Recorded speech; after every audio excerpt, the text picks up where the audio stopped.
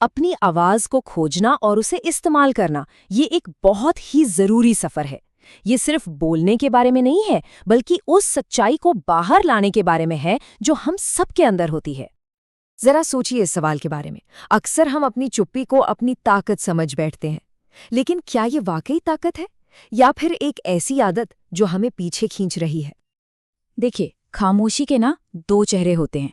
एक तरफ तो ये धैर्य, विनम्रता और गहरी सोच की निशानी हो सकती है, लेकिन दूसरी तरफ यही खामोशी एक पिंजरा भी बन सकती है, जहां हमारे सबसे अच्छे विचार और सच्ची भावनाएं बस कैद होकर रह जाती हैं। और इसी फर्क को समझना बहुत जरूरी है। पता है, हमारी आवाज सिर्फ एक आवाज नहीं है, बल्कि एक ताकत है। ये हर इंसान की अपनी सच्चाई, अपनी कहानी और अपनी क्रांति की एक अलग ही ऊर्जा है। और किसी भी ताकत की तरह इसका स्वभाव है बाहर निकलना, दबना नहीं।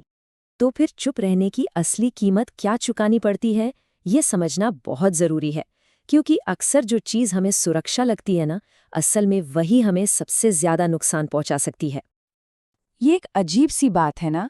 हमें लगता है कि चुप रहने में ही सुरक्षा है, पर सच तो ये है कि ये हमारी अपनी पहचान और चमक को धीरे धीरे कम कर देता है। ये सुरक्षा का बस एक भ्रम है जो हमें अदृश्य बना देता है। तो चलिए देखते हैं कि वो कीमतें हैं क्या। पहली, दुनिया हमारे अनोखे नजरिए से महरूम रह जाती है। दूसरी, जब तक हम अपनी सच्चाई साझा नहीं करते, गहरे रिश्ते बन ही नहीं सकते। तीसरी, महान विचार अक्सर तभी पनपते हैं जब उन्हें जाहिर किया जाए। और आखिरी और सबसे जरूरी, अपनी आवाज को दबाने का मतलब है धीरे धीरे ये मान लेना कि हमारी राय कोई मायने नहीं रखती। यहाँ एक बहुत जरूरी बात है जो हमें समझनी होगी। गलत समझे जाने का डर सबसे बड़ा खतरा नहीं है। असली खतरा तो ये है कि हम अपनी पूरी जिंदगी चुपचाप गुजार दें और दुनिया कभी जान ही न पाए कि हम कौन थे और क्या सोचते थे।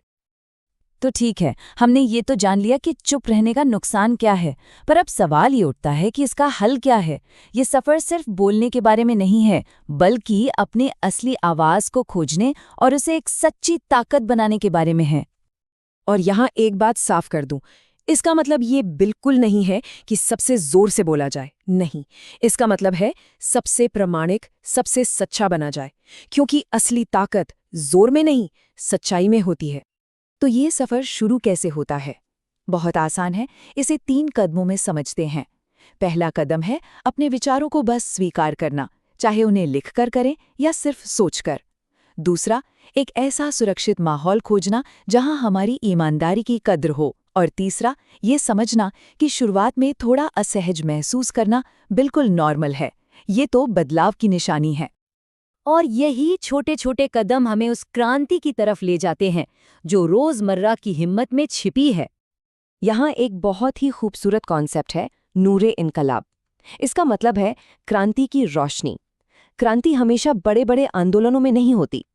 कभी कभी सबसे बड़ी क्रांति किसी एक इंसान के अंदर होती है, उस पल में जब वो अपना सच बोलने का फैसला करता है। और ये क्रांति ये कोई बड़ी बड़ी चीजों में नहीं दिखती। ये उस एक ईमानदार बातचीत में छुपी होती है जिसे हम सालों से टाल रहे थे। ये उस एक पल में होती है, उस एक वाक्य में जो चुप्पी की लंबी दीवार को तोड़ देता है। और आखिर में ये बस एक चुनाव है, परछाइयों में छिपने के बजाय अपनी सच्चाई के साथ चमकने का चुनाव। तो बस खामोशी को अपनी विरासत मत बनने दीजिए। असली क्रांति तो अपनी सच्चाई को अपनाने और उसे ही अपनी रोशनी बना लेने में है।